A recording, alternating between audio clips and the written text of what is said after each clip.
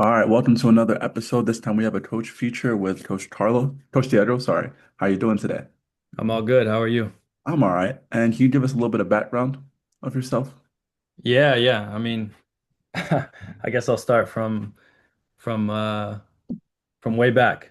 Raised in Georgia.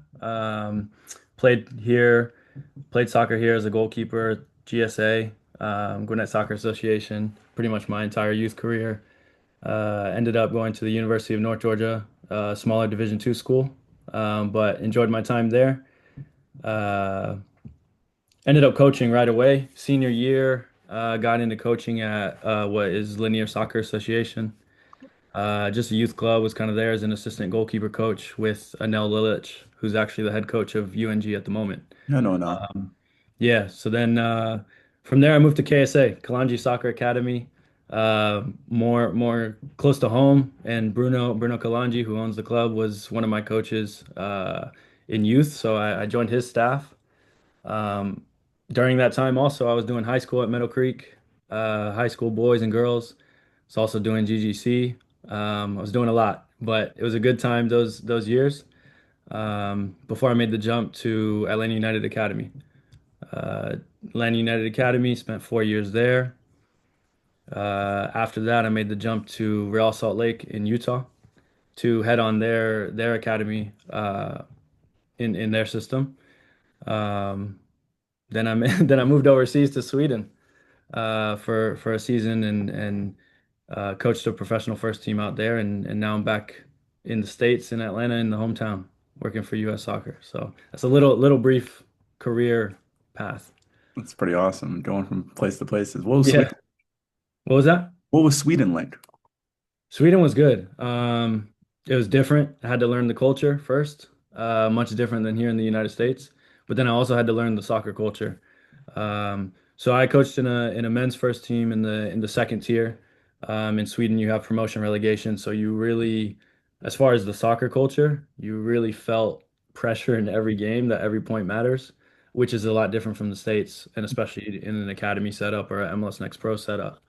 Um, so you really felt that pressure. You also were, I mean, you were visiting big teams that have been in the first league for a while, dropping down. Then you're going to some clubs that it looks like a youth club out here, it's like that are moving up and promoting. So it was a cool experience for me. Um, yeah, I mean, Is there anything that you learned out there that you took back to the States? yeah, I mean, I think the detail and everything is what I learned the most out there, especially being with a first team. All the little details matter. Not that they don't matter in an academy setup or MLS Next Pro or anything like that, but when you're really fighting for when you're really fighting for promotion or relegation, every single detail matters. And I think the thing that stuck out um, with me the most is actually the pressure of, like, you really felt pressure in fan bases. Hmm. Um, in Europe, it's normal that a fan base can kind of dictate what the club does, how they play, how they press, what players are going to play. But if you lost the game over there, you feel it. You feel it Oh, from the fans. Like, even in Sweden, I know it's just a little bit smaller, but you still feel that type of pressure. yeah, man, you feel that type of pressure, and even for other teams. I remember my favorite moment actually from Sweden is a little story, but we went and played Helsingborg, which is a historic club there that plays in the first division most of their time, but they've relegated and have been in the Superettan for a couple years. We went there, not supposed to win this game at all, like no chance, and we end up winning the game 1-0. But it was like, I mean, the fans, as soon as the whistle blew, you could feel the pressure. Our goalkeeper actually had turned around and kind of fist pumped, and it broke out into a massive fight and all this stuff. Keeper gets a second yellow. Um, but I mean, you feel it. The other team, the coach, is pressure. You're getting on the bus, it's pressure. The newspapers that come out the next day is like, how could that happen? Like, the fans are getting together, they're showing up at the practice to yell at the coaches and the players. I don't know if you just saw all the Santos fans. I think I Of heard about that. They Yeah, had, all the Santos fans went up to Neymar, and they're talking to the captains of the team. Like, that stuff couldn't happen here. I Yeah. feel like that stuff wouldn't happen, security reasons, all that. But man, in Europe, you really felt that pressure. Especially with we don't even have promotion and relegation. So it's like, Yeah. and we're not even close to that level yet. Yeah, I mean, some clubs, their whole goal is just to sell players on or just stay in the MLS. I That's feel how like the simple. closest thing we've had happen to that in America is like when Luka Doncic got traded, people were like kind of Yeah. protesting there. Like that's like the closest thing we've had happen. Yeah, yeah, yeah. You could feel that. You could feel Yeah. that. Yeah. All right, though. I have a couple of questions for you. This is my first one. What was the experiences like coaching in Atlanta United, like the academy system? Was it easy? Was it hard? Like what was that like? Yeah, my experience with Atlanta United, I was obviously like super excited. I mean, I grew up in Atlanta, Mhm. um, and to be a part of an MLS academy that was kind of fresh, kind of new, I was able to, prior to joining them, coach some of the goalkeepers that ended up at Atlanta United, Josh Hanji, Jacob Samnick. Um, so those two, I mean, I was excited first of all to go back and work with them, but also be a part of a pro setup. It was my first experience with it. As far as it being like easy and hard, I think there's different waves, right? At first, I was just like, let me just soak up everything I can. Like, let me learn from guys like Liam Coran, Lewis Sharp. Like, let me just learn as much as I can from them, kind of figure out my style.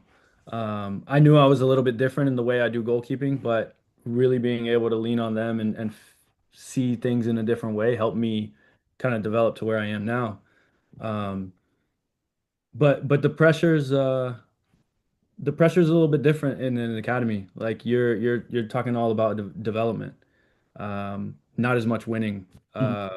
You're trying to develop players. It's not about the result on the weekend necessarily.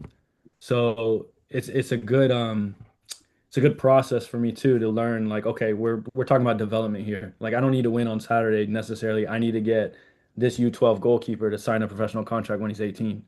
So what are the steps and what are the processes and to get that goalkeeper there. And that was amazing for me to learn. I was there for 4 seasons, so I was really able to see some goalkeepers make that jump. So someone like Vicente Reyes, um, who and yeah, Vicente Reyes, who's now with Norwich in England. So it's that process for me as a coach was huge to really learn how a child develops on the field, off the field, and what tools and kind of what steps we need to take to get someone there. Thank you. From your time at Atlanta United, what do you think separates the academy keepers from like who advanced to the next level? Man, that's a good question. Man, what separates academy goalkeepers that make it to the next level? I think there's two things. Um, I would say consistency is a massive one. Like a keeper that I can trust and be consistent in the academy, and then translate that into the second team, and then again translate into the first team. It might take years and years and years, but what I've seen is the most successful goalkeepers that make a jump from an academy to a first team are that they can stay consistent in their performances. Um, and that don't get me wrong, that's not going to be smooth all the time. That doesn't mean they're going to have a good game every single weekend, week out. But when you're looking at something over years, there's a consistency to it. You can really see it. And now if a goalkeeper you have for 2, 3 years is one game good, one game bad, and it keeps jumping and jumping and jumping all those different years, I don't think they're going to make that jump. But a goalkeeper that can give you a 6 to 8 performance out of 10 every single weekend, and then keep advancing through that, that's the keeper that's going to make it. I think the consistency in what you do. And then I'll say this is off the field, but attitude, man. Like attitude is huge. There's been obviously there's cases of players who don't have a good attitude and they make it because they're talented, but they don't get that far. Mm, And I've seen it. I won't say names, but they maybe get to the top and then they're gone in 3, 4 years. mm, But the ones that have a good attitude can be accept their role if they're the number two, the three, the four, but do their job consistently, they're gonna make it, man. Like they're the ones that are gonna have a long career in whatever role or capacity that may be, but they're at the top. right. Yeah, I get that. What advice would you give to players trying to move from youth soccer into college or professional environments? Yeah, it kind of goes along. What I was saying is being consistent. And Yeah, and again, I don't want to sound like you have to have a top performance every single weekend because that's not going to happen. I actually think you learn way more by making mistakes than you do um than you do having a good season every day, or sorry, a good training session or a good game all the time. right. Um, but the consistency and wanting to be there, wanting to get after it, uh, and letting go of mistakes. That's also a huge one because you have to be good at that. Yeah, As a goalkeeper, I mean, you know it, we know it. You got to register that mistake. You got to accept it and let it go, man. Like yeah, let it go, um, because the next play is coming. The next play is coming, and I think people who have goalkeepers, especially who have mastered that, that's a huge advice that I can give is like try to master letting go of a mistake. you know, And reflect on it later. Like in the game, you can't let that go and keep pushing, keep moving yeah. on. That's something I've heard recently from a lot of people I've been talking to, just trying to let go of and focus on having a quick memory. You know what I'm Yeah, saying? yeah, Yeah, yeah, yeah. very important. I would say in the training aspect, what's one drill you always include in training, like no matter what? Oof, one drill. Um, I guess I'll say like a concept that instead of a drill. A concept that I like to always include no matter what it is. We're doing 1v1s, shot stopping, crossing, whatever it is. I try to include a in possession element to it. So in the modern games, I mean, goalkeepers need to be good with their feet. Um, and for me, if I can add some element into it of in possession, that's what I always want to try to do. So yes, it might be a cutback session, right? But can we maybe receive a ball, play it out to someone, maybe like a six or an eight, and then that person will then play it to the cutback zone, and it becomes a live cutback, right? Yeah, Something like that to just make sure that we're always touching on the distribution, the in possession side of the game creates comfort in the technique, comfort in just the phase of play. I think it's huge to add that in there because we don't get enough time in general, and I don't want to say waste, but spend a whole session on just passing and distribution because we got to get to what are we paid for? We're paid to make saves, right? But um, if we can work on a different element to it, let's do it. I get that. Kind of added on to that question, what's like an underrated technique that goalkeepers should kind of like learn or try to pick up that goes unnoticed? Oof, an underrated technique. Wow, that's a great one. Um, Underrated technique. Honestly, I'm gonna say this. Dealing with dippers is something that a lot of coaches don't implement, Hmm. and I think it's huge. And I guess I'll explain kind of what a dipper is. It's kind of like a shot from range or a volley that kind of comes in and it kind of skips off the ground right before you're about to deal with it. And I know last year I can't remember exactly the game, but it might have been Neuer actually. Spills a dipper and everyone's complaining. Everyone's complaining, oh my gosh, that's so easy, that's so easy, that's so easy. And in theory it looks easy, but I think it's difficult to deal with that kind of pace. And then maybe the mindset of it being easy makes it difficult. Hmm. But I think an underrated technique is dealing with that type of ball, that Hmm. dipping ball, but also I'll say in general, dealing with what's in your like Bubble. what's in your bubble or frame or however you want to put it. I know everybody has a different term for it, but I think that goes under the radar and people don't focus too much on training that because it should be a given. But if you look at my sessions, if you see my sessions, I'm adding dippers all the time. I'm Hmm. adding strikes into frame like tough ones with a lot of pace, but I want you to be able to deal with that. Like make those saves. Yeah, Be clean in those saves and then we'll move on. that Uh, adds like the consistency. If you're consistent enough, yeah, it's gonna separate you from that. for sure. Like don't again don't if we don't spill those balls or if we catch the ball cleanly, um that's gonna for me that separates the keeper. Yeah. Is making the easy saves. The top save from the upper 90, that's a bonus. Like Hmm. that's a bonus and we'll get there, but that's a bonus. Yeah, I get that. All right, this is my last question for you. Who's a goalkeeper you enjoy studying or learning from, and why? Wow. Okay. I'll take it back to my youth days because it's different answers, you know. The game changes, but my youth days I loved watching Iker Casillas. You can Mm. obviously probably tell the last name is the same. Yeah. Um, he had that reputation of being short. I'm kind of in that same boat. So just the way he was able to use his footwork and get into the right spots and his reaction time was massive. So I tried to do that all the time. Like I'm not 6'4", I'm not 6'5". I'm 5'11". So he was a big idol of mine. Along with Buffon, but for different reasons. Um, in the past years, I've loved Keylor Navas as well, and I think it's kind of the same. I have a soft spot for the smaller goalkeepers, right? Um, Keylor Navas is an inspiration to me.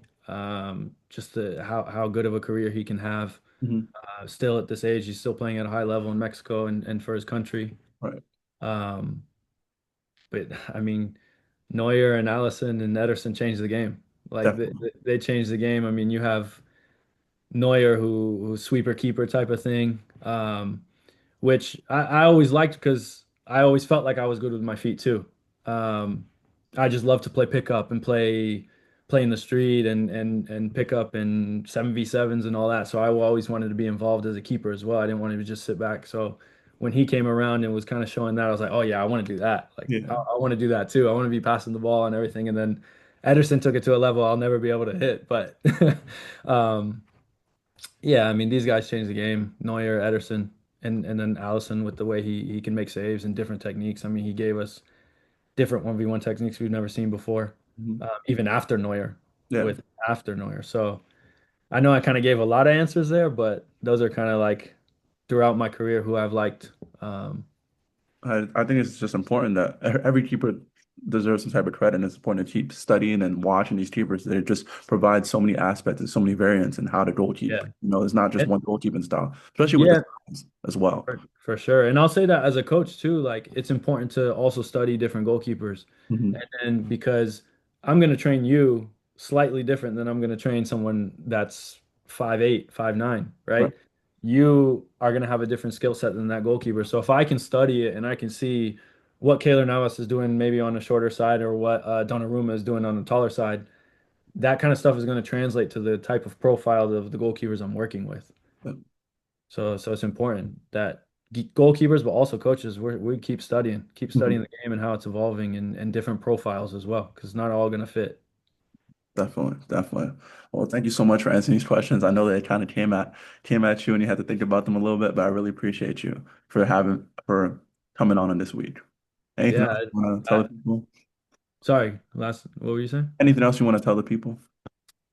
No, just everyone listening, just keep going. Don't get too caught up. Enjoy yourself. Honestly, at the end of the day, the top pros enjoy themselves as Mhm. well. So enjoy yourself. It's a unique position, and we got to learn to enjoy it, even through all the mess that it is and the loneliness that it is. We got to keep enjoying it and just trust your gut. Right. But yeah, other than that, I appreciate you for having me. Appreciate. Anytime. I love what you're doing here and giving a platform for goalkeepers and goalkeeper coaches and keep growing this, man. Thank you. All right.